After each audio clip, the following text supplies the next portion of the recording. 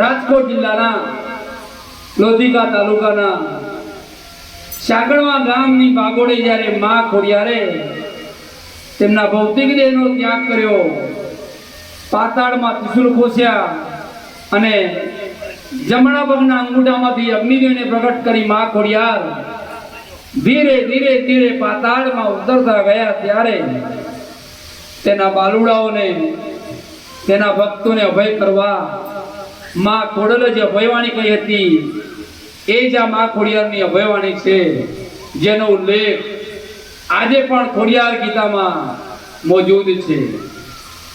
આ એ અભયવાણી છે જેને સાંભળવાથી માં ખોડિયારની ખૂબ કૃપા થાય, તનના મનના તાપ સંતાપ માં ખોડિયારની કૃપાથી દૂર થાય અને મનની ખૂબ શાંતિ મળે એવી અભયવાણી છે. આપણે સૌ માં ખોડિયારની અભયવાણીનું શ્રવણ કરશું અને મનમાં યથાશક્તિ માં ખોડિયારનો જાપ કરશું. આ શ્રી ખોડિયાર માની અભયવાણી. માં ખોડલે કહ્યું કે હું પરમ શક્તિ રૂપે સચરાચર અને સર્વવ્યાપી છું. મારા માટે કશું જ અશક્ય નથી. હું કમળનાળથી હાથીને બાંધી શકું છું, તેમજ નાનકડા ખાબોચિયામાં કરવટ ડુબાડી શકું છું.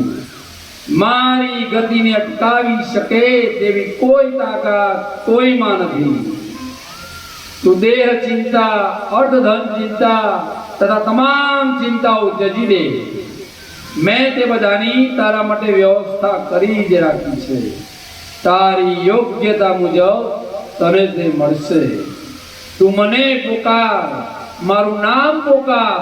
તું બીજા કશાયથી પણ ન ડર. તું મને દિલથી પોકારી જોઈ લે, પછી તારી બધી જ્વાળાઓ દૂર થઈ તને પરમ સુખ તથા શાંતિ મળે છે કે નહીં. હે ભક્ત, તું મારું નામ લે. જ્યાં સુધી તું સ્થિર નથી થઈ શક્યો ત્યાં સુધી મારું નામ લે.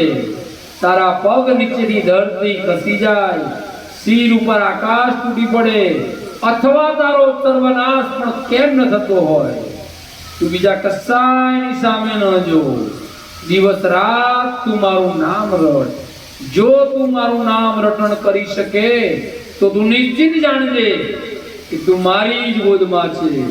હું તને મારી છાતીએ વળગાડી તારી માતૃવત રક્ષા કરીશ. માટે તું મારું નામ લે. હે ભક્ત, તને ડર શેનો છે? મારું એ વચન છે, ખોડિયારનું એ વચન છે કે ખોડિયારનો ભક્ત કદી નાશ નથી પામતો. બધું જ ભલે નષ્ટ થઈ જાય તેમ છતાં મારો ભક્ત એવો તું સદા નિશંક, નિરાપદ અને આપદીઓથી રહિત રહીશ. માટે તું ડર નહીં. બોલ શ્રી ખોડિયાર માત કી જય.